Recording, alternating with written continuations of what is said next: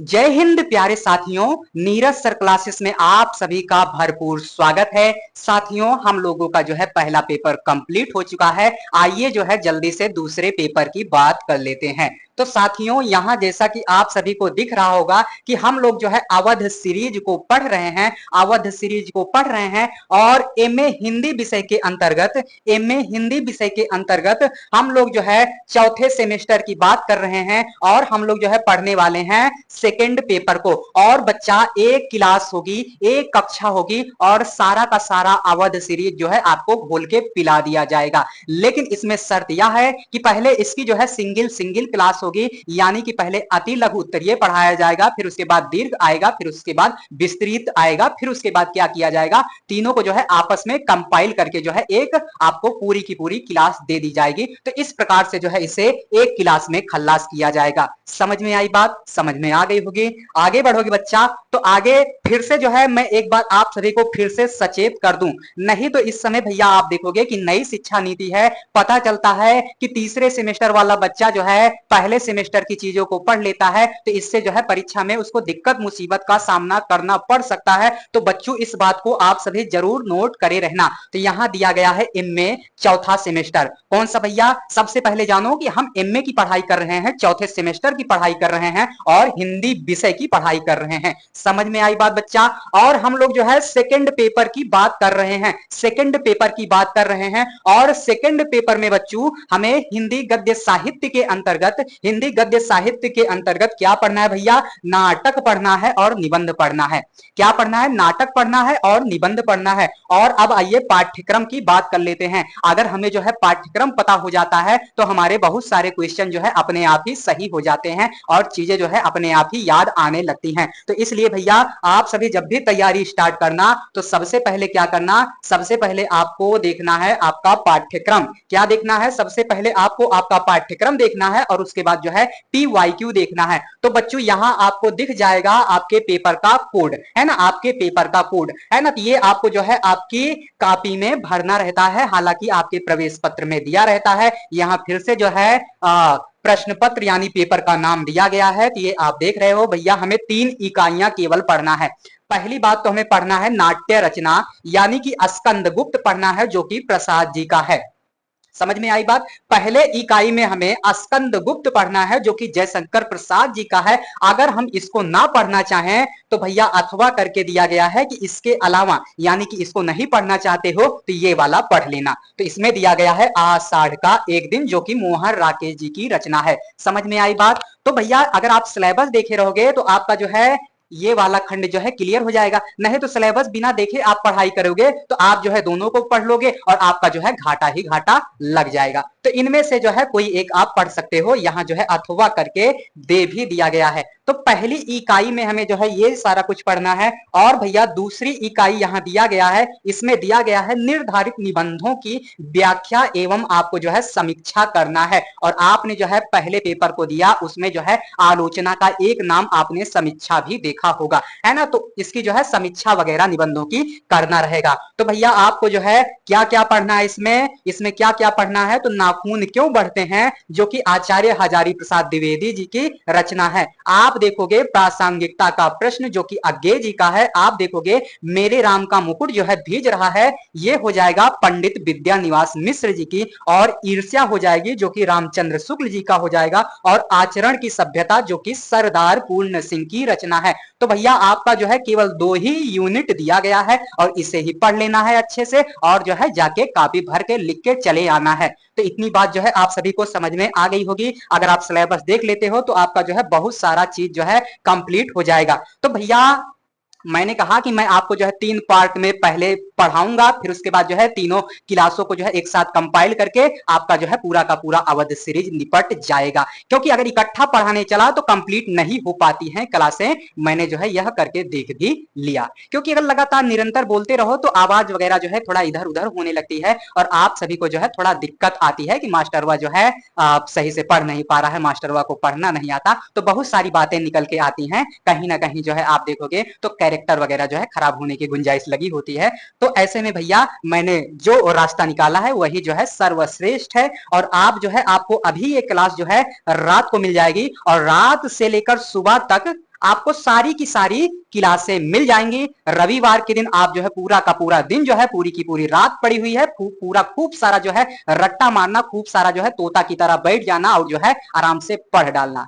और कहा भी गया है, यह रात अंतिम, यह रात भारी, बस एक रात की कहानी बा सारी। नहीं बंधु बांधव न कोई सहायक, अकेला है लंका में लंका का नायक। आप सभी ने बहुत बार यह गीत सुना होगा, लेकिन इसका असली मतलब आपको नहीं पता होगा। तो आप इस तरह, यही रात अंतिम, यही रात भारी, यानी कि जब परीक्षा होती है भैया, तो उस रात जो है हमें नींद वगैरह नहीं आती है, और नींद वगैरह अगर आती है तो समझ लो फिर हमारी जो है तैयारी अच्छी से नहीं हो पाई है। और आपने अगली लाइन सुना होगा, नहीं बंधु बांधव न कोई सहायक। जब पेपर का टाइम आएगा तो आपके साथ जो है कोई नहीं होगा, आपको जो है अकेले ही जाना है, पेपर को लिख के आना है, और जब परिणाम आता है तब सब आपके साथ आते हैं। बाकी यही इस गाने का मतलब है कि नहीं बंधु बांधव न कोई सहायक, अकेला है लंका में लंका का नायक। यानी कि आप पेपर भी देने अकेले ही जाओगे। समझ में आई बात? तो सारा कुछ जब अकेले ही करना है तो का फालतू का जो है ये बखेड़ा पालना भैया, का जरूरत है लोगों से बताने की? आराम से चुप्पे से जो है तैयारी करो और जाके जो है लिख के चले आओ, अच्छा खासा परसेंट बनाओ, उसके बाद जो है लोगों को कुछ पता ही ना चले, और उसके बाद जब आपका रिजल्ट देखा जाए, करे ये कैसे, ये तो कुछ बोलबे नहीं करता, ये तो शांत रहता है, ये तो चुप्पा रहता है, फिर हूं ये कर इतना परसेंट आ गवा, कैसे आ गवा? तो इस तरीके से जो है चीजों को आपको बरकरार बनाए रखना है ना। सस्पेंस बना रहना चाहिए। अगर आपके लाइफ में जो है सस्पेंस नहीं है तो समझ लो खत्म हो, खत्म, टाटा बाय बाय। आगे भैया यहाँ जो है पहला खंड दिया गया है, खंड आ। खंड आ में भैया अति लघु उत्तरीय क्वेश्चन पूछा जाता है। खंड आ के अंतर्गत अति लघु उत्तरीय क्वेश्चन पूछा जाता है, जिसका उत्तर जो है एक लाइन भी हो सकता है, दो चार शब्द भी हो सकते हैं, दो तीन जो है लाइन भी हो सकता है। तो सबसे पहले हम लोग जो है अति लघु उत्तरीय क्वेश्चन की बात करने वाले हैं। तो बाबू यहाँ जो है पहिल का क्वेश्चन दिया गया है, पहिल का क्वेश्चन दिया गया है, पहला क्वेश्चन दिया गया है, प्रश्न, हिंदी निबंध के विकास के पहले युग को बताते हुए किन्हीं दो निबंधकारों का नामोल्लेख कीजिए। यानी कि हिंदी निबंध के विकास के पहले युग को बताते हुए हिंदी के दो निबंधकारों का नामोल्लेख कीजिए। और भैया ये अवध सीरीज है, आप जो है इसे बीए एमए की पढ़ाई के लिए उपयोग कर सकते हैं, लेकिन कंपटीशन के लिए आप इसे बिल्कुल भी उपयोग मत करना। और इसमें बहुत सारी गलतियां हो सकती हैं, और मैंने पहले भी कहा है कि सड़क चाहे कितनी भी अच्छी हो, धूल हो ही जाती है, और इंसान कितना भी अच्छा हो, भूल हो ही जाती है। तो उसी प्रकार से भैया सब भूल चूक माफ करिएगा इनकी। इसका उत्तर हो जाएगा भैया, हिंदी निबंध का पहला युग जो है भारतेंदु युग है। किन्हीं, यानी कि हिंदी के दो निबंधकार हैं, प्रताप नारायण मिश्र और महावीर प्रसाद द्विवेदी। तो यहां आप सभी को क्या उत्तर मिल गया कि हिंदी निबंध का पहला युग जो है वह भारतेंदु युग माना जाता है। और भारतेंदु युग के निबंधकारों की बात की जाए तो हमें मिल जाएंगे प्रताप नारायण मिश्र जी और महावीर प्रसाद द्विवेदी जी। समझ में आई बात? तो ये हो गया। अगला क्वेश्चन क्या दिया गया है भैया? अगला क्वेश्चन दिया गया है आपके कंप्यूटर स्क्रीन पे, आपके कंप्यूटर स्क्रीन पे जो है दिया गया है कि निबंध से क्या आशय है, किन्हीं दो परिभाषाओं से स्पष्ट कीजिए। यानी कि निबंध क्या होता है, निबंध का क्या अर्थ है, निबंध से क्या आशय है, और आपको जो है दो परिभाषाओं के माध्यम से बताने को कहा गया है, दो परिभाषाओं के माध्यम से बताने को कहा गया है। तो भैया पहली परिभाषा जो है दे रहे हैं डॉक्टर लक्ष्मी सागर वारसायन के मतानुसार, और दूसरा आप देखोगे बाबू गुलाब राय परिभाषा दे रहे हैं। उनके अनुसार क्या क्या परिभाषाएं हैं, तो यहां भैया आप देखोगे कि निबंध से तात्पर्य सच्चे साहित्य, सच्चे साहित्य निबंधों से जिसमें लेखक अपने आप को प्रकट करता है, विषय को नहीं। विषय तो केवल बहाना मात्र होता है। तो ये आपने जो है लक्ष्मी सागर वारसायन जी की परिभाषा को आप सभी ने पढ़ लिया, जान लिया, समझ लिया। आगे भैया बाबू गुलाब राय जी जो है परिभाषा क्या देते हैं निबंध के विषय में, तो इसको भी हमें जान लेना चाहिए। तो बाबू गुलाब राय जी कह रहे हैं कि निबंध उस गद्य रचना को कहते हैं जिसमें एक सीमित आकार के भीतर किसी विषय का प्रतिपादन एक विशेष निजीपन, स्वच्छंदता, सौष्ठव, सजीवता के साथ, संगति और सुसंबद्धता के साथ जो है किया गया हो। समझ में आई बात? नहीं आया होगा तो मैं भी इसमें कुछ नहीं कर सकता, क्योंकि यह परिभाषाएं हैं और उन्हीं के आधार पर जो है आपको बताना है, लिखना है, समझाना है। समझ में आई बात? बाबू यहाँ तीसरा क्वेश्चन दिया गया है, आषाढ़ का एक दिन, आषाढ़ का एक दिन की कथा वस्तु संस्कृत साहित्य के किस महाकवि के जीवन पर आधारित है? आषाढ़ का एक दिन जो रचना है उसकी कथा वस्तु भैया संस्कृत साहित्य के किस महान कवि के जीवन पर आधारित है? तो बाबू आपको छाप के आना है कालिदास। कालिदास जी के विषय में आप सभी ने बहुत पढ़ा होगा। हालांकि जब मैं आपको विस्तृत उत्तरीय क्वेश्चन वगैरह पढ़ाऊंगा तो इसमें जो है चीजों को और भी विस्तार से क्या करूंगा भैया? पढ़ाऊंगा। क्या करूंगा? पढ़ाऊंगा। आगे बढ़ोगे बाबू तो यहां दिया गया है चौथा क्वेश्चन दिया गया है, प्रेम की भाषा शब्द रहित है। प्रेम की भाषा शब्द रहित है। आपने सुना भी होगा भैया कि प्यार अंधा होता है ना? धीरे धीरे प्यार अंधा हुआ, फिर उसके बाद जो है अंधे के साथ साथ जो है उसने धन दौलत वगैरह देखना भी शुरू किया, तो तमाम प्रकार के। तो उसी प्रकार से यहाँ कहा जा रहा है प्रेम की भाषा शब्द रहित है। यह कथन जो है किस निबंध एवं निबंधकार का है? तो आप कहोगे भैया आचरण की सभ्यता, सरदार पूर्ण सिंह। यानी कि सरदार पूर्ण सिंह का इशारा है कि प्यार की जो है कोई भी भाषा वगैरह नहीं होती है, प्यार तो अंधा होता है। समझ में आई बात? ये भैया आप सभी ने देख लिया। यहां भैया पांचवा क्वेश्चन आपके कंप्यूटर स्क्रीन पे दिया गया है, विलोम क्या है? विलोम क्या है? एक असफल कालिदास और कालिदास। क्या बात हुई भाई? एक सफल विलोम किसका कथन है? तो ये कथन भैया बताना है आपको किसका है। बड़ा ऊट पटांग सा जो है कथन है, तो ये भैया विलोम का ही जो है कथन हो जा रहा है। गजब की बेवकूफी है भैया। आषाढ़ का एक दिन जो है कितने अंकों का नाटक है? तो यहाँ जो है आप सभी को यह भी पता चल गया कि आषाढ़ का एक दिन जो है यह नाटक है और यह 3 अंकों में लिखा गया है, और इसमें जो है कालिदास पर आधारित जो है चीजें लिखी गई हैं, बताई गई हैं, समझाई गई है। तो अगर भैया थोड़ा ध्यान से पढ़ोगे तो चीजें जो है अपने आप ही समझ में आने लग जाएंगी, समझ में बाबू आने लग जाएंगी। इतनी बात को जो है आप सभी ने समझ लिया होगा। तो आगे बढ़ते हैं। आगे भैया यहाँ जो है 7वां क्वेश्चन आपके कंप्यूटर स्क्रीन पे जो है छाप दिया गया है भैया, छाप दिया गया है। देखो क्या है अगला क्वेश्चन। यहां देखोगे भैया, विलक्षण बात यह है कि आधुनिक गद्य साहित्य की परंपरा का प्रवर्तन नाटकों से हुआ है। यह कथन जो है किसका है? आप सभी को बताना है भैया, आप सभी को छाप के आना है। आचार्य रामचंद्र शुक्ला जी। कौन भैया? आचार्य रामचंद्र शुक्ला जी। आगे भैया 8वां क्वेश्चन आपके कंप्यूटर स्क्रीन पे दिया गया है। आचार्य शुक्ल ने हिंदी का पहला नाटक एवं नाटककार किसे माना है? किसे माना है? आचार्य रामचंद्र शुक्ला ने जो है हिंदी का पहला नाटक और नाटककार जो है किसे माना है? किसे माना है? तो आप सभी को बताना है भैया, महाराज विश्वनाथ सिंह कृत आनंद रघुनंदन नाटक को। तो आप सभी ने समझ लिया। और हो सकता है भैया, हो सकता है यह आपसे पूछा जाए, हो सकता है यह आपसे अति लघु उत्तरीय क्वेश्चन के अंतर्गत पूछा जाए। और मैंने जो है पीछे आप सभी को जो है पंडित विद्यानिवास मिश्र के विषय में बताया था, तो वो भी जो है हो सकता है आपसे पूछा जाए। तो भैया यहाँ जो है मैं क्या लगा दे रहा हूँ? स्टार लगा दे रहा हूँ। क्या लगा दिया बाबू? स्टार लगा दिया। और यहाँ भी जो है आपको क्या लगा लेना है? स्टार लगा लेना है ना? हो सकता है ये पूछा जाए, और इस पर भी स्टार आप लगा लो। जहां जहां स्टार लगा दे रहा हूं वहां जो है आप थोड़ा ध्यान देकर चलिएगा, वहां जो है थोड़ा ध्यान देकर चलिएगा। आगे देखोगे बबुआ तो यहां दिया गया है 9वां क्वेश्चन दिया गया है, अधिकार सुख कितना मादक और सारहीन होता है, किसका कथन है? तो आप सभी को कहना है बाबू स्कंद गुप्ता का। किसका भैया? स्कंद गुप्ता का, है ना? तो स्कंद गुप्त हो गया।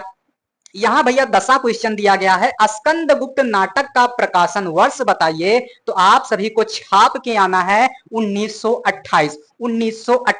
देखिए अगर ये आपका खंड बा और सा के अंतर्गत आएगा, है ना, स्कंद गुप्त, तो आपको जो है मन मर्जी के हिसाब से लिखना पड़ेगा। लेकिन भैया अगर ये अति लघु उत्तरीय क्वेश्चन के अंतर्गत पूछ लिया जाएगा तो आपको लिखना ही पड़ेगा। क्या करना पड़ेगा? लिखना ही पड़ेगा। तो इसलिए भैया इसको भी जो है आप नोट कर लेना। आगे भैया आप देखोगे, आगे आप देखोगे तो यहाँ देवसेना वगैरह की बात की जा रही है। भैया ये तो बाहुबली वाले में चला जा रहा है का, बाहुबली बाहुबली खली बली। तो देखो यहां भैया क्वेश्चन नंबर 11वां दिया गया है, देवसेना किस नाटक की पात्र है। तो आपको क्या कहना है भैया, स्कंदगुप्त, ना कि कहना है कि बाहुबली की पत्नी थी। समझ में आई बात, तो बाहुबली की पत्नी बिल्कुल भी मत बताने जाना। समझ में आई, कह देना कि स्कंदगुप्त नाटक की पात्र हैं देवसेना। आगे भैया 12वां क्वेश्चन दिया गया है, स्कंदगुप्त नाटक में किस साम्राज्य का वर्णन हुआ है। किस ये भैया इसका देखो, स्कंदगुप्त नाटक में किस साम्राज्य का वर्णन हुआ है। तो यहां आप देखोगे कुमारगुप्त के विलासी साम्राज्य का। यहां देखो इसका उत्तर सीधा सीधा जिस प्रकार से ये पूछा गया है कि स्कंदगुप्त नाटक में किस साम्राज्य का वर्णन हुआ है, तो साम्राज्य भैया यहाँ क्या हो जाएगा, गुप्ता हो जाएगा। क्या हो जाएगा भैया, गुप्त, है ना, गुप्त साम्राज्य हो जाएगा, गुप्त साम्राज्य हो जाएगा। तो क्वेश्चन जिस प्रकार से पूछा गया है उस प्रकार से देखोगे तो गुप्त साम्राज्य हो जाएगा। तो उसके बाद आप जो है कुमारगुप्त के विलासी साम्राज्य वगैरह लिख सकते हो। समझ में आई बात, तो क्वेश्चन जिस प्रकार से पूछा गया है उसका उत्तर इस प्रकार से हो जाएगा, हो जाएगा। और मैंने पहले ही बताया था, इंसान कितना भी अच्छा हो भूल हो ही जाती है, तो कोई टेंशन लेने का नहीं। जहां निगाह, जहां दृष्टि पड़ जाएगी वहां जो है हम लोग सही कर डालेंगे, और जहां निगाह दृष्टि नहीं पहुंच पा रही है वहां छोड़ दिया जाएगा, कोई दिक्कत नहीं है ना। आगे यहाँ 13वां क्वेश्चन दिया गया है, स्कंदगुप्त नाटक के स्त्री पात्रों के नाम लिखिए। तो पहल का नाम आपको छाप देना है देवसेना। क्या छाप के आना है बाबू, देवसेना का नाम लिख देना है। तो और दूसर का तीसर का नाम क्या लिखना है, विजया, विजया अंत देवकी, अंत देवकी, विजया अंत देवकी, विजया अंत देवकी। समझ में आया। और उसके बाद जो है देवसेना लिखा ही गया है। यहाँ 14वां क्वेश्चन बाबू दिया गया है, 14वां दिया गया है कि स्कंदगुप्त नाटक के पुरुष पात्रों के नाम लिखिए। तो भैया पहल का नाम जो है स्कंदगुप्तवा हो जाएगा, यानी कि इसी का नमूना जो है छाप के चले आना है। क्या छाप के चले आना है, स्कंदगुप्त छाप के चले आना है। भट्टार्क, पृथ्वीसेन, महादंडनायक, बंधु वर्मा, पुरुगुप्त, कुमार गुप्त, तो ये सारे नाम जो है आपको छाप के चले आना है। ये नाम जो है आपको छाप के चले आना है। क्या क्या भैया, स्कंदगुप्त, कुमार गुप्त, महादंडनायक, बंधु वर्मा, पुरुगुप्ता, उसके बाद जो है भट्टार्क। समझ में आई बात भैया। आगे यहाँ जो है 15वां क्वेश्चन दिया गया है, स्कंदगुप्त जो है किस प्रकार का नाटक है। तो भैया आप सभी को जो ये पता ही होगा कि यह ऐतिहासिक नाटक है। कौन सा नाटक है भैया, ऐतिहासिक नाटक है, ऐतिहासिक नाटक है। समझ में आई बात बच्चा, ऐतिहासिक नाटक है, ऐतिहासिक नाटक है। इतनी बात जो है आप सभी को समझ में आ गया होगा। आगे बढ़ोगे भैया तो यहाँ 16वां क्वेश्चन दिया गया है कि आषाढ़ का एक दिन, आषाढ़ का एक दिन नाटक का प्रकाशन वर्ष बताइए, नाटक का प्रकाशन वर्ष बताइए। तो बाबू ये भी जो है पीछे हो सकता है इसकी चर्चा हो गई हो, है ना, पीछे इसकी चर्चा हो गई होगी, जहां तक है मुझे नहीं हो पाई है। तो इसलिए बाबू आपको इसका बताना है कि 1958 ईस्वी, इसका प्रकाशन वर्ष जो है 1958 है, 1958 है, 1958 है। तो आपको जो है दो क्वेश्चन और आपको नोट रखे रहना है, आपको जो है उस पर स्टार लगा लेना है। वह दो क्वेश्चन इस प्रकार से हैं कि स्कंदगुप्त जो नाटक है वह किस प्रकार का है, यह भी नोट रखे रहना, और उसके पात्रों के विषय में आपको जानकारी जरूर होनी चाहिए। ये दोनों आप जरूर नोट रखे रहना। आगे भैया यहाँ जो है क्वेश्चन नंबर 17 दिया गया है कि आषाढ़ का एक दिन जो है किस प्रकार का नाटक है। तो यहाँ आप देखोगे भैया, यहाँ आप देखोगे कि यह भी जो है ऐतिहासिक नाटक हो जाएगा। तो आपको जो है खुशी मनाना चाहिए कि आपके यहाँ दो दो नाटक लगे हुए हैं, दो दो नाटक लगे हुए हैं, और अभी तक दोनों नाटक हमें ऐतिहासिक ही देखने को मिल रहे हैं। तो इससे जो है आपकी चीजें और भी आसान हो जाएंगी। रट्टा मारने वाले ये चीज नहीं समझ पाएंगे, लेकिन समझ जो लोगों जो समझ के पढ़ेंगे वो इसको आसानी से पढ़ ले जाएंगे। समझ में आई बात, वो आसानी से जो है चीजों को कर ले जाएंगे। आगे देखोगे 18वां क्वेश्चन है, 18 वाला यहां दिया गया है, कालिदास मोहन राकेश के किस नाटक का पात्र है।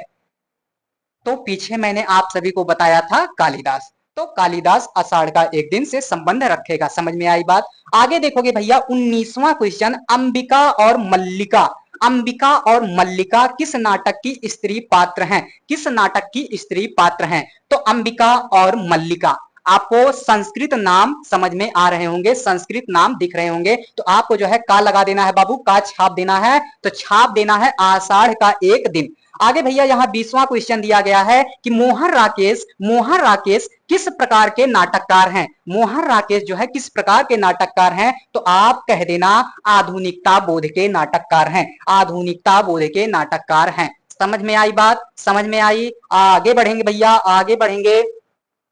आगे यहां देखोगे क्वेश्चन नंबर 21, आषाढ़ का एक दिन, आषाढ़ का एक दिन नाटक के पुरुष पात्रों का नाम लिखिए। तो पहला नाम भैया आपको जो है कालिदास ही छाप के आना है, पहल का नाम कालिदास ही छाप के आना है, दूसर का नाम आपको जो है विलोम छाप के आना है, तीसर का नाम जो है मातुल छाप के आना है, और चौथ का नाम जो है दंतुल छाप के आना है। आप यही जो है विसर्ग वगैरह लगा दोगे तो मातुला से अर्थ होता है मामा, मातुला से अर्थ होता है मामा, श्याला का अर्थ होता है साला, स्वासुरा का अर्थ होता है ससुर जी। तो बात समझ में आ गई होगी।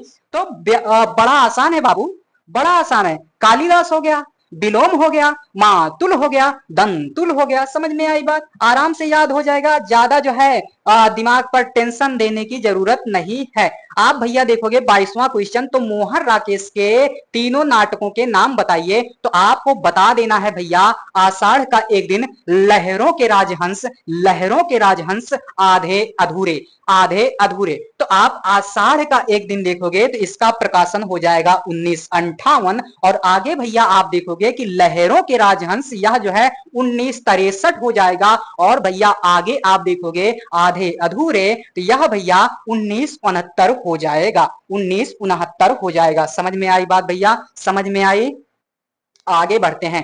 23वां क्वेश्चन दिया गया है कि मोहन राकेश का कौन सा नाटक जो है अधूरा है, मोहन राकेश का कौन सा नाटक अधूरा है। तो भैया यहां जो है आपको ये क्वेश्चन जरूर याद रखे रहना है, हो सकता है आपसे इस तरीके का क्वेश्चन पूछ ले कि मोहन राकेश के अन्य नाटकों का नाम बताइए, मोहन राकेश के अन्य नाटकों का नाम बताइए। तो आपको जो है ये छाप के चले आना है, ये छाप के चले आना है। समझ में आई बात। तो इस तरीके से भी क्वेश्चन जो है बदल कर पूछ सकता है, थोड़ा सा वो बात को बदल देगा और फिर आप जो है रोने गाने लगोगे, गुरुजी आपने तो इसको पढ़ाया ही नहीं, कहां से पढ़े हम।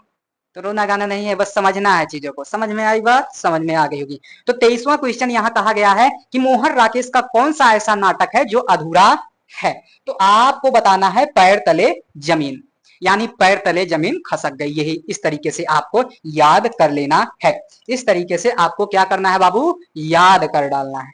समझ में आई बात, आ गई होगी। आगे बढ़ोगे भैया, तो आगे यहां दिया गया है, आगे यहां दिया गया है 24वां क्वेश्चन। कौन सा भैया, 24वां क्वेश्चन।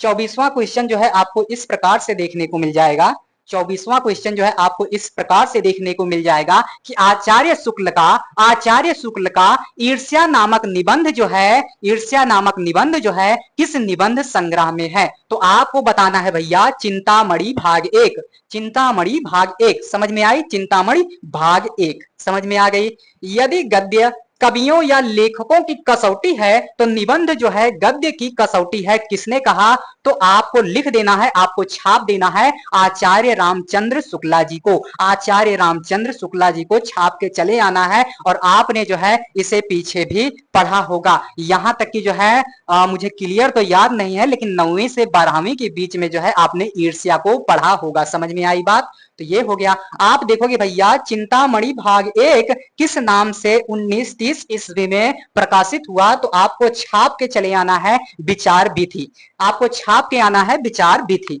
आगे भैया यहां जो है 27वां क्वेश्चन दिया गया है, नाखून क्यों बढ़ते हैं। बताओ बाबू, नाखून क्यों बढ़ते हैं और आप रोज क्यों काटते हो। तो इसमें क्या कहा जा रहा है, निबंध जो है किस निबंध संग्रह में संग्रहित है। तो आपको भैया बताना है कल्पलता, क्या बताना है, कल्पलता। और इसका प्रकाशन वर्ष आप देख सकते हो 1951, 1951। 28वां क्वेश्चन यहां दिया गया है, हजारी प्रसाद द्विवेदी का प्रथम निबंध संग्रह कौन सा है। हजारी प्रसाद द्विवेदी का प्रथम निबंध संग्रह कौन सा है। तो आपको भैया छाप के आना है अशोक वाला फूल। क्या छाप के आना है भैया, अशोक के फूल, जो कि 1948 ईस्वी इसका प्रकाशन वर्ष हो जाएगा। समझ में आई बात, समझ में आ गई होगी। आगे बढ़ोगे भैया तो यहाँ जो है 29वां क्वेश्चन दिया गया है, 29वां क्वेश्चन दिया गया है। और 29वां क्वेश्चन जो है इस प्रकार से है कि हजारी प्रसाद द्विवेदी किस प्रकार के निबंधकार हैं। हजारी प्रसाद द्विवेदी किस प्रकार के निबंधकार हैं? तो आपको बताना है भैया ललित निबंधकार, ललित निबंधकार, ललित निबंधकार। तो आपको जो है इसको भी नोट करे रहना है। क्या करना है भैया? इसको भी नोट करे रहना है ना, इसको भी नोट किए रहना है। तो ये भी हो सकता है आपसे पूछ लिया जाए। आगे बढ़ोगे भैया, हजारी प्रसाद द्विवेदी के जन्म एवं मृत्यु को बताइए। हालांकि जो है हम लोग जो है एमए की पढ़ाई कर रहे हैं, मास्टर डिग्री ले रहे हैं, ऐसे क्वेश्चन नहीं पूछना चाहिए।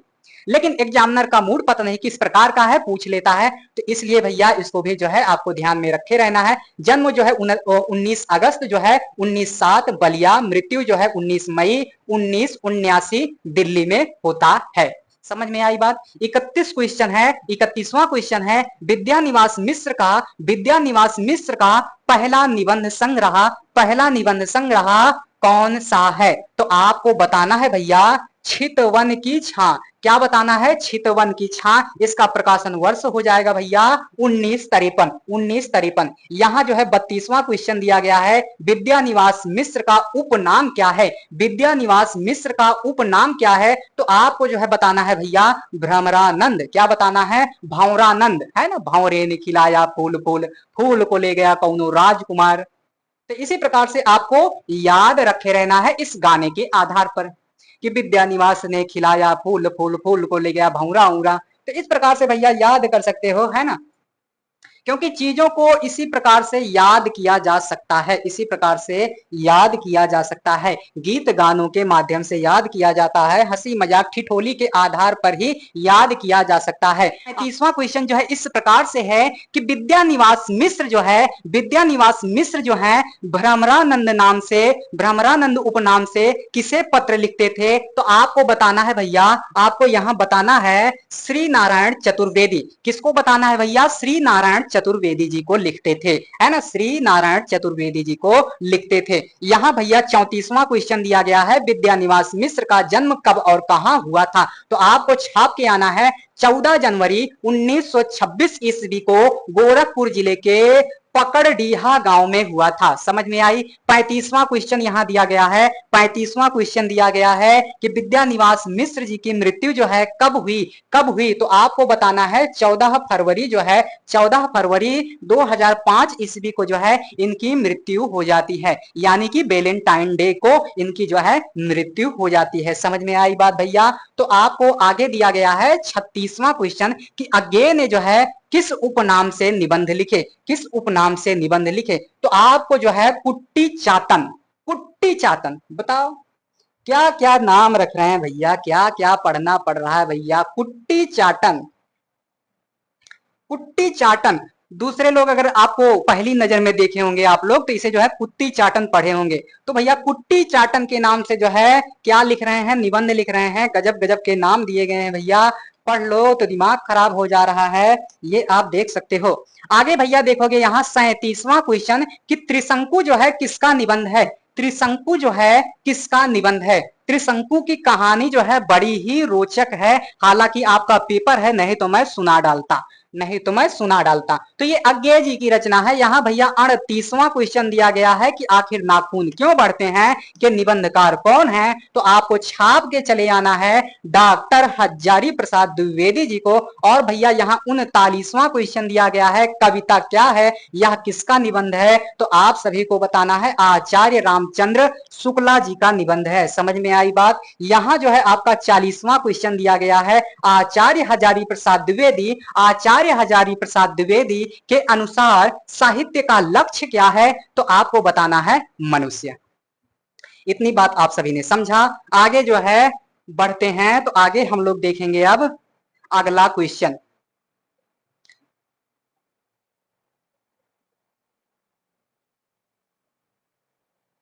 अगला यहाँ 41वां क्वेश्चन दिया गया है, 41वां क्वेश्चन दिया गया है कि साहित्य की पहचान किसका निबंध है। साहित्य की पहचान किसका निबंध है, तो आप सभी को छाप के आना है डॉक्टर विद्यानिवास मिश्रा जी की। अगला आप देखोगे भैया क्वेश्चन नंबर 12वां, तो यहां दिया गया है साहित्य की पहचान किसका निबंध है। उसी क्वेश्चनवा को जो है 2 बार रिपीट कर दिया गया है, तो एक ही बार आपको पढ़ना है। यहां दिया गया है भैया 43वां क्वेश्चन। कौन सा क्वेश्चन भैया? 43वां क्वेश्चन। तो यहां कहा जा रहा है द्विवेदी युग के प्रमुख निबंधकारों के नाम बताइए। द्विवेदी युग के कौन कौन से प्रमुख निबंधकार हैं, उन्हीं का नाम पूछा जा रहा है। तो यहां जो है आपको लिखना है द्विवेदी युग के प्रमुख निबंधकारों में गोविंद नारायण मिश्रा जी हैं, माधव प्रसाद मिश्रा जी हैं, गोपाल राम गहमरी हैं, चंद्रधर शर्मा गुलेरी हैं, पूर्ण सिंह हैं, पद्म सिंह हैं, डॉक्टर श्याम सुंदर दास जी हैं, उसके बाद जो है वियोगी हरि जी हैं, सियाराम शरण गुप्ता जी हैं,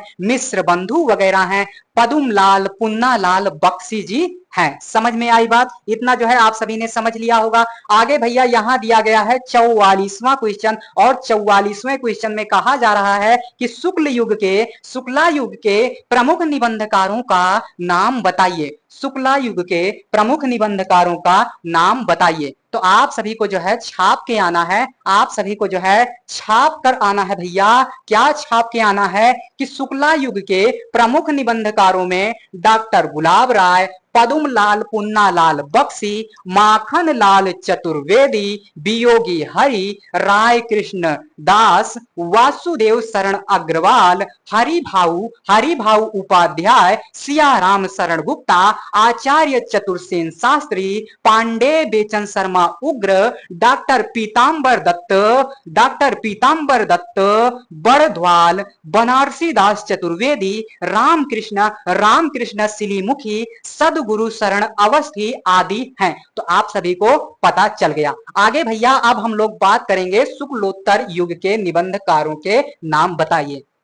और बच्चा हो सकता है आपकी परीक्षा में इन तीनों में से किसी एक पर क्वेश्चन पूछ लिया जाए। हो सकता है आपको जो है इन तीनों में से किसी एक पर क्वेश्चन पूछ लिया जाए, हो सकता है किन्हीं 2 पर क्वेश्चन पूछा जा सकता है। तो आप सभी इसे जो है ध्यान में रखे रहिएगा। आगे भैया प्रमुख शुक्लोत्तर निबंधकारों में महादेवी वर्मा, डॉक्टर हजारी प्रसाद द्विवेदी, आचार्य नंद दुलारे Vajpayee, doctor Nagendra, doctor Ramvilas Sharma, doctor Vasudev शरण अग्रवाल, डॉक्टर नामवर सिंह, डॉक्टर शिवदान सिंह चौहान, शांति प्रिय द्विवेदी, डॉक्टर सत्येंद्र आदि का नाम जो है भैया उल्लेखनीय है। आदि का नाम भैया क्या है? उल्लेखनीय है। समझ में आई बात भैया? समझ में आ गई होगी। आगे बढ़ोगे बच्चों, तो आगे यहां दिया गया है 46वां क्वेश्चन। 46वें क्वेश्चन में कहा जा रहा है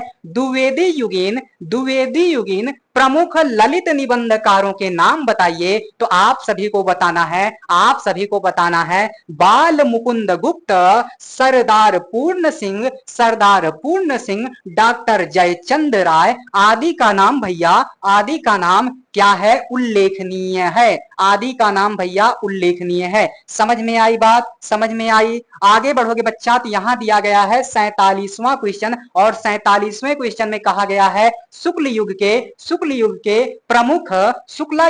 प्रमुख ललित निबंधकारों के नाम बताइए। तो यहाँ भैया शुक्ला युग के प्रमुख ललित निबंधकार इस प्रकार से हैं। यहाँ निबंधकार दिया गया है और उनका जो है निबंध संग्रह दिया गया है, निबंधकार का नाम दिया गया है और उनकी निबंध संग्रह को दिया गया है। यहां भैया आप देखोगे शांति प्रिय द्विवेदी जी हो जाएंगे, जिनका निबंध संग्रह है संचारिणी, धरातल प्रतिष्ठान। अज्ञेय जी को देखोगे तो इनका जो है सब रंग हो जाएगा राम वृक्ष वेनीपुरी जी, जिनका निबंध संग्रह हो जाएगा गेहूं और गुलाब। उसके बाद जो है वंदे वाणी बिनाई कऊ। आगे भैया आप देखोगे देवेंद्र सत्यार्थी हैं, इनका जो है निबंध संग्रह हो जाएगा रेखाएं जो है बोल उठी धरती जो है गाती है। रेखाएं बोल उठी धरती गाती है। आगे भैया आप देखोगे वासुदेव शरण अग्रवाल जी हैं, जिनका निबंध संग्रह है पृथ्वी पुत्र वाग धारा। आगे भैया आप देखोगे वागधरा, यहाँ इसे आप जो है वागधरा पढ़ना। यहाँ भैया देखोगे यशपाल जी हो जाएंगे, यशपाल जी का निबंध संग्रह हो जाएगा चक्कर क्लब देखा सोचा। आगे भैया कन्हैया लाल मिसिर प्रभाकर जी हो जाएंगे बाजे पयलिया के घुंघरू। वाह वेरी नाइस, सुनकर आनंदित हो उठा मन, आपका भी हो गया होगा मन आनंदित।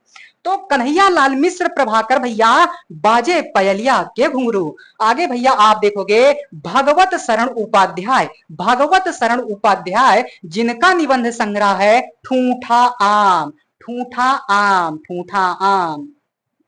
आगे बढ़ोगे भैया तो आगे यहां दिया गया है 48वां क्वेश्चन, और यहां दिया गया है शुक्लोत्तर युगीन ललित निबंधकारों के नाम आप सभी को बताना है। तो पहले नंबर पर आपको छाप देना है डॉक्टर हजारी प्रसाद द्विवेदी जी को, फिर आपको छाप के आना है वासुदेव शरण अग्रवाल जी को, उसके बाद भैया विद्या निवास मिश्रा जी को छाप के आना है, अज्ञे जी को छाप के आना है, धन वाले देवता यानी कि कुबेरनाथ राय जी को छाप के आना है, उसके बाद भैया शिव प्रसाद सिंह जी को भी छाप के आना है। आगे देखोगे भैया यहाँ जो है 49वां क्वेश्चन दिया गया है, और यहाँ कहा जा रहा है आचार्य शुक्ल के रचना संसार पर संक्षेप में प्रकाश डालना है। अब प्रकाश डालने का मतलब ये नहीं कि टार्च लेके जो है आप चले जाओ और उस पर जो है प्रकाश मार दो। अरे भैया प्रकाश डालने का मतलब होता है कोई ऐसी बात जिसको आप हाईलाइट कर रहे हो, उसी को कहते हैं प्रकाश डालना। तो आचार्य शुक्ला की प्रमुख रचनाएं जो हैं इस प्रकार से हैं, किस प्रकार से हैं भैया, तो यहाँ जो है दिया गया है, यहाँ जो है दिया गया है, क्या किया गया है भैया, यहां दिया गया है। तो सबसे पहले नंबर पर आप देखोगे, पहले नंबर पर आप देखोगे तो यहां भैया आ जाएगा गद्य ग्रंथ। क्या आ जाएगा, गद्य ग्रंथ। तो चिंतामणि भाग 1 और 2 को देखना है। फिर उसके बाद भैया आपको यहां देखना है प्राचीन भारतीयों का पहनावा, जो कि निबंध है, और ये जो है आपका साहित्य हो जाएगा। आगे भैया हिंदी साहित्य का इतिहास है, हिंदुस्तानी का उद्गम, ये भी जो है इतिहास है। आप देखोगे भैया गोस्वामी तुलसीदास, सूरदास, रस मीमांसा जैसी ग्रंथावली की भूमिका, आलोचना, हिंदी गद्य शैली का विकास हो जाएगा। आगे भैया शेष स्मृतियां हो जाएंगी, प्रेम घन का सर्वस्व हो जाएगा, भारतेंदु साहित्य, भूमिका लेखन है, 11 वर्ष का समय जो कि कहानी है, तो ये आप देख सकते हो। और शुक्ला जी की काव्य कृतियों की अगर हम लोग बात करें तो बुद्ध चरित हो जाएगा, मनोहर घटा हो जाएगा, मनोहर घटा। काली काली बदली छाई है भैया, तो ये आप देख सकते हो मनोहर घटा। यहाँ भैया 50वां क्वेश्चन, 50वां क्वेश्चन आपकी कंप्यूटर स्क्रीन पे दिया गया है। डॉक्टर हजारी प्रसाद द्विवेदी की रचनाओं का नामोल्लेख कीजिए। डॉक्टर हजारी प्रसाद द्विवेदी जी की रचनाओं का आपको क्या करना है भैया, नामोल्लेख करना है, नाम बता डालना है। तो आइए बाबू हम लोग जो है एक एक करके नाम बताते हैं। तो इतिहास ग्रंथ इनके क्या क्या हैं, तो आपको लिख देना है हिंदी साहित्य का आदिकाल, हिंदी साहित्य की भूमिका, और भैया आपको यहाँ देखना है इन्होंने जो है निबंध ग्रंथ भी लिखे हैं, तो आपको बता डालना है कुटज, अशोक के फूल, विचार और वितर्क, विचार प्रवाह, आलोक पर्व, कल्पलता। समझ में आ गई होगी इतनी बात जो है आप सभी को समझ में आ गई होगी, इतनी बात जो है आप सभी को समझ में आ गई होगी। आगे बढ़ोगे बच्चा तो आगे यहाँ दिया गया है शोध समालोचना। तो आपको देखना है सूरदास हो गए, कबीरदास जी हो गए, कालिदास की लालित्य योजना हो गई, साहित्य सहचर हो गया, साहित्य का मर्म हो गया, और उपन्यास में आप देखोगे बाण भट्ट की आत्मकथा हो जाएगी, अनाम दास का पोथा हो जाएगा, अनामदास का पोथा हो जाएगा, अनामदास का पोथा के बाद पुनर्नवा हो जाएगा। फिर उसके बाद आप देखोगे चारुचंद्र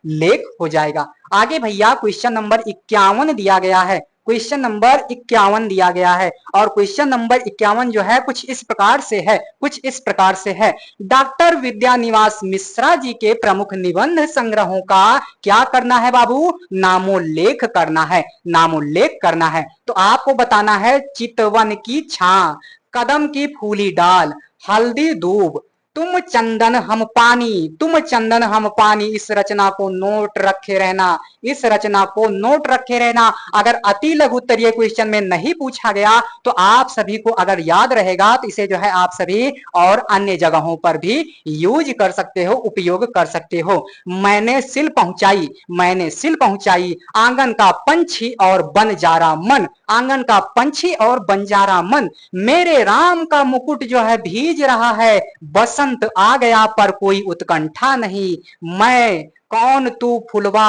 बीन निहारी, कौन तू फुलवा बीन निहारी, भाव पुरुष श्री कृष्ण भ्रमरानंद के पत्र तमाल के झरोखे से संचारिणी, अंगद की नियति अस्मिता के लिए, साहित्य का प्रयोजन गांव का मन, लागो रंग हरि निज मुख मुकुर, निज मुख मुकुर, वाओ वेरी नाइस। परंपरा बंधन नहीं आदि तमाम इनकी जो है क्या है भैया, तमाम इनकी रचनाएं हैं। क्वेश्चन नंबर 52 यहां देखोगे, राघव करुणो रसः, राघव करुणो रसः के निबंधकार कौन है, तो आपको बताना है भैया कुबेर नाथ राय जी। क्या बताना है भैया, कुबेर नाथ राय जी को बता डालना है।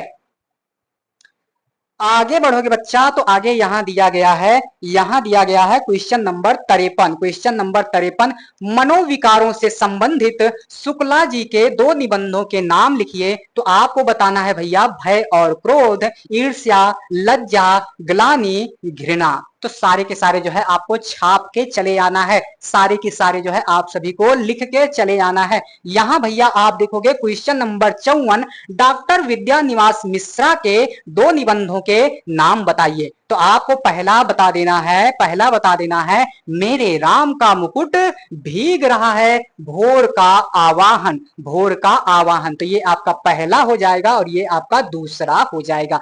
यहां भैया क्वेश्चन नंबर जो है 55 दिया गया है, क्वेश्चन नंबर कौन सा भैया, 55 दिया गया है, विषय और शैली के अनुसार निबंधों की कोटियां बताइए। तो आपको बताना है निबंध के भेद जो है कितने कितने प्रकार के होते हैं, कौन कौन से होते हैं। तो भैया निबंध जो है विचारात्मक भी होता है, भावात्मक भी होता है, वर्णात्मक भी होता है, विवरणात्मक भी होता है, और आप भैया देखोगे ललित निबंध भी होता है, ललित निबंध भी होता है। समझ में आई बात, समझ में आ गई होगी। आगे बढ़ोगे तो आगे यहां दिया गया है 56वां क्वेश्चन, क्वेश्चन नंबर 56, 56वां क्वेश्चन जो है इस प्रकार से है, निबंध के प्रमुख तत्वों पर जो है विचार कर या तो प्रकाश डालिए। तो आपको लिखना है निबंध के प्रमुख तत्व जो है इस प्रकार से हैं। तो निबंध के तत्वों के विषय में आपसे बातें कही जा रही हैं, पूछी जा रही हैं। तो निबंध में क्या होनी चाहिए भैया, संक्षिप्तता होनी चाहिए, गंभीरता वगैरह होनी चाहिए, परिपूर्णता वगैरह होनी चाहिए, सुसंबद्धता वगैरह होनी चाहिए, विचार और भावबद्धता भी जो है उसमें शामिल होनी चाहिए, भाषा शैली की प्रौढ़ता होनी चाहिए, उद्देश्यपूर्ण होनी चाहिए। समझ में आई बात भैया। आगे बढ़ेंगे, आगे जो है थोड़ी चर्चा जो है इस खंड से और बची हुई है, फिर हम लोग जो है अगले खंड में प्रवेश कर डालेंगे। यहां भैया क्वेश्चन नंबर 57 दिया गया है, ललित निबंध की भूमिका विशेषताएं बताइए। तो आपको बताना है व्यक्तित्व की व्यंजना, मन की उन्मुक्त उड़ान, पांडित्य प्रदर्शन, यायावरी वृत्ति, लोकानुराग, गद्य गीत की झलक, और आगे भैया आप देखोगे भाषा का लालित्य। क्वेश्चन नंबर 58 दिया गया है, चिंतामणि भाग 1 का प्रकाशन वर्ष बताइए। तो आपको जो है 1939 छाप के चले आना है। अगला यहां दिया गया है, श्रम को महत्व देने वाले निबंधकार कौन है। तो आपको बता डालना है सरदार पूर्ण सिंह है। सरदार पूर्ण सिंह के सभी निबंध किस पत्रिका में छपे थे। तो आपको बता देना है सरस्वती पत्रिका में। कौन सी पत्रिका भैया, सरस्वती पत्रिका में। आप जो है क्वेश्चन नंबर 61 देखोगे तो यहां दिया गया है, आचरण की सभ्यता किसका निबंध है। तो आप सभी को बताना है सरदार पूर्ण सिंह को। किसे बताना है भैया, सरदार पूर्ण सिंह जी को बता डालना है। आगे भैया यहां जो है क्वेश्चन नंबर 62 दिया गया है, सरदार पूर्ण सिंह ने कुल कितने निबंधों की रचना की। तो आपको छाप देना है 6।